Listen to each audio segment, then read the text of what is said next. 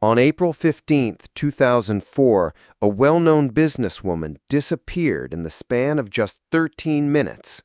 Her lunch sat on the counter, still warm from the microwave. Her next clients waited outside the locked door, and her red Honda idled near the curb, yet she was gone.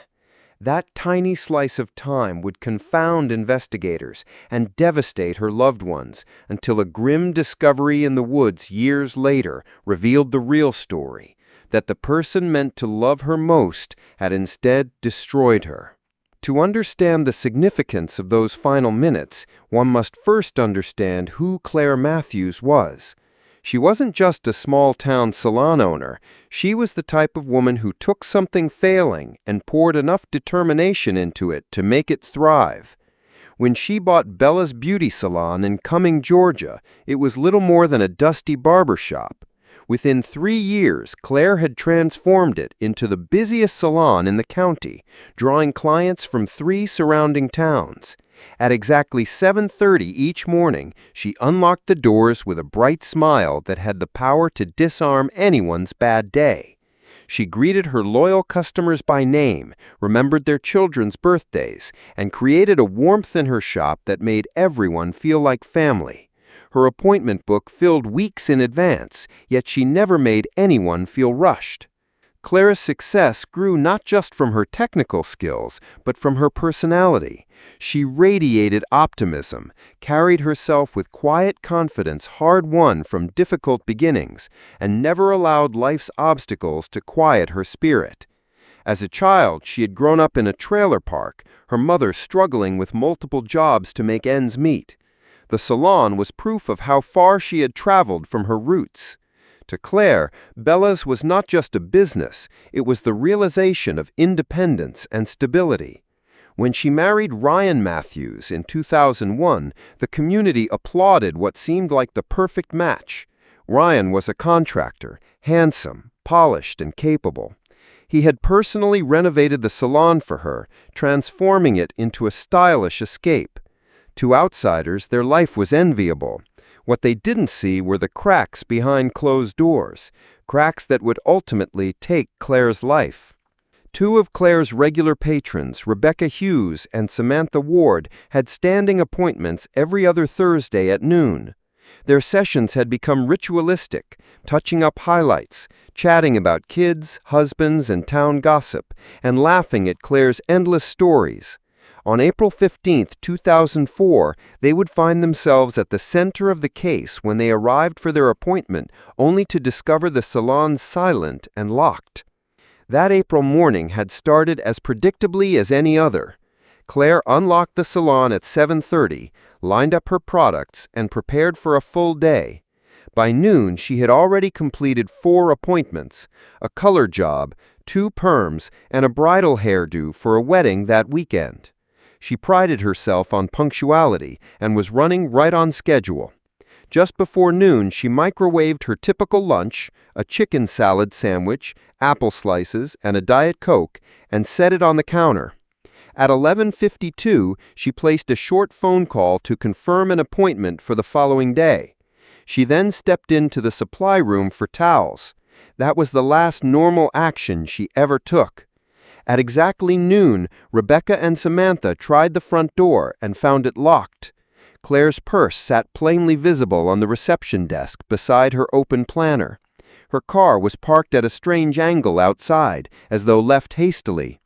They phoned her cell, only to be sent directly to voicemail. Assuming she might be in the back, they waited. By 12:15, uneasy now, they circled to the rear entrance, locked as well. Peering through the window again, they saw her food left steaming, the microwave door hanging open, and the register drawer gaping, empty except for a few coins. That was when Rebecca pulled out her phone and dialed 911. Deputy Marcus Webb arrived quickly, immediately grasping that this was no case of forgetfulness or an impromptu errand. Claire was beloved in her town and punctual to the minute. The salon was converted into a crime scene within the hour. Fingerprints lifted, items logged, photographs taken. Detective Ashley Daniels, seasoned in missing person cases, identified abduction signs immediately. The cash drawer might suggest robbery at first glance, but the purse, the keys, and the running car suggested something altogether darker. The tight timeline leapt off the evidence sheet. Claire had eaten at 11:47. At 11:52, she dialed a client. By 12, her patrons arrived to locked doors and silence. She had vanished in exactly 13 minutes, yet the salon was situated on a bustling strip flanked by shops and offices. It seemed impossible that no one had noticed movement, shouting, or struggle. But interviews revealed that at just that chunk of time, neighboring workers had been out to lunch or buried in offices. Luck, or planning, had offered someone the only pocket of opportunity. Attention soon shifted to Ryan. At first, he seemed a devastated husband, his hands shaking while he insisted that he and Claire were blissfully happy. He cried during interviews and told detectives about their plans for a family, a larger home, expanding her salon into a spa. But Claire's teenage son from a prior relationship, 16-year-old Tyler Brooks, painted a starkly different portrait. Tyler had been living with them for 2 years and described a man who showed up unexpectedly at the salon, monitored Claire's phone activity, and grew irritated at her independence.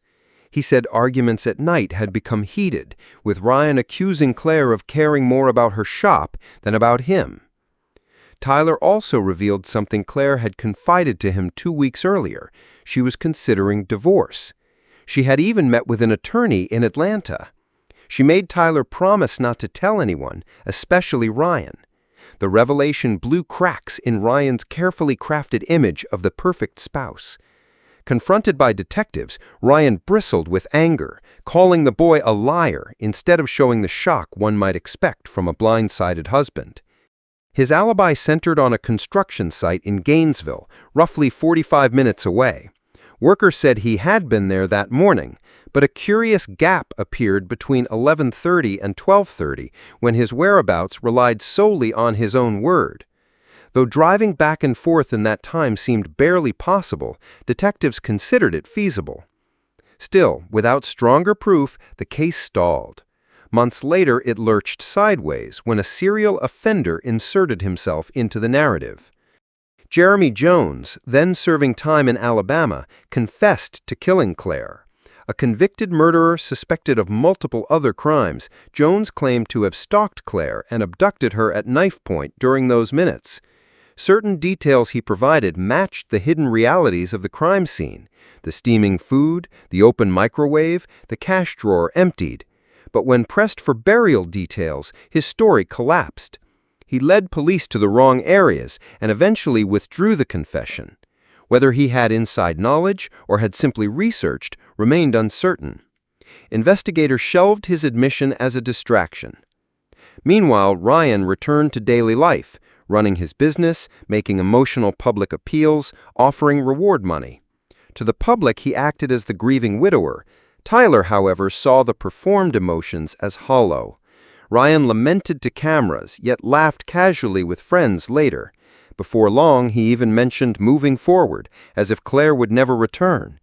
The tension between Tyler and his stepfather hardened, and Tyler went to live with Claire's sister, Victoria, who had always mistrusted Ryan. Together, they kept pressure on detectives to keep him in their sights. Then, on September 3, 2006, over 2 years later, 3 teenagers hiking in Dawson Forest Preserve stumbled upon a shallow grave disturbed by erosion. Bones emerged through the soil. Among them were remnants of clothing and a wedding ring Tyler quickly recognized. Dental confirmation sealed the identification. Claire Matthews' remains had been found. The autopsy revealed blunt force trauma to the skull. She had not been held for long. She likely died the day she vanished. The shallow grave lay just 15 minutes from Ryan's job site that April. The investigators tightened their focus. Digging into Ryan's finances uncovered deep problems that gave him plenty of motive. Despite his outward prosperity, his company was sinking. He had taken loans secured with Claire's salon as collateral. If Claire divorced him, he would lose the shop as well as his claim to her life. Yet as her widower, he would inherit everything, including a $250,000 life insurance payout that could cover his debts and shore up his company. On top of that, investigators uncovered an affair with his secretary, Brooke Carter. She said Ryan constantly promised her they would move to Florida and start over. Divorce would complicate property and money, but a sudden abduction solved Ryan's problems neatly. New forensic analysis clinched the case. His company's truck had logged inexplicably high mileage, and soil in its wheel wells matched soil from the Dawson grave, an exact mineral composition unique to that area. Receipts then showed Ryan had paid cash the day before Claire vanished for a shovel, lime, and heavy bags. And phone tower data finally shattered his alibi. Between 11:35 and 12:25, his cell pinged towers on the direct route to Cumming, proving he left Gainesville, intercepted Claire during those 13 minutes, then returned. Confronted, he finally admitted being at the Salon, but insisted it was only a heated quarrel gone too far. He claimed he struck Claire with a vase in anger after she admitted she was leaving him. Panic, he said, drove him to stage the burglary and bury her body. But detectives knew his actions, the shovel, the lime, the false cash register robbery, pointed toward premeditation. Ryan was arrested and charged with first-degree murder. At trial, prosecutors painted him as a husband drowning in debt and enthralled with another woman, who calculatedly eliminated his wife. Jurors saw records, soil evidence, his affair exposed, his financial losses, and testimony from Tyler and Brooke underscoring Claire's fear and Ryan's lies. The defense argued the case was circumstantial and pointed again to Jones as an alternate suspect, but the GPS timeline proved irrefutable. The jury deliberated 2 days and returned a verdict of guilty. He was sentenced to life without parole. During sentencing, Ryan admitted for the first time that he killed Claire, though he insisted it was accidental, part of an argument that spun out of control. The judge, recognizing the evidence of planning, rejected his story. To investigators, it was merely another manipulation, a final attempt to soften his image. For Claire's family, relief and grief collided. Tyler, who had carried his mother's secret knowledge that she considered divorce, finally found validation. He later said the knowledge that Ryan's greed and control had destroyed her still tore at him, but at least now the truth was indisputable. His Aunt Victoria turned grief into activism, establishing a foundation in Claire's honor to support victims of domestic abuse and raise awareness about warning signs. Bella's Salon was eventually sold and reopened under new ownership, though for many longtime clients, entering the building remained too painful. Dawson Forest now houses a quiet memorial where flowers appear regularly. The overlooked detail of Claire's half-eaten, still-warm lunch became symbolic, a reminder of how fast ordinary life can splinter when violence enters. Ryan thought he'd engineered the perfect escape from his financial ruin, but instead, those small overlooked details, the mileage of a truck, clay on tires, a teenager's testimony, spoke with more clarity than his entire performance of grief. In the end, Claire's story reminds us that the gravest danger often lies not in strangers, but in the people closest, the ones embraced as protectors. Her death was rooted in control masquerading as affection, in manipulation masked as love. Yet, though violent silence ended her life, the truth escaped his attempt to bury it. After 2 years and 4 months, it rose again, proving that deception may last years, but cannot eclipse reality forever. Claire's memory now lives on in the lives she continues to save through awareness, courage, and the insistence that justice, though delayed, finally arrived.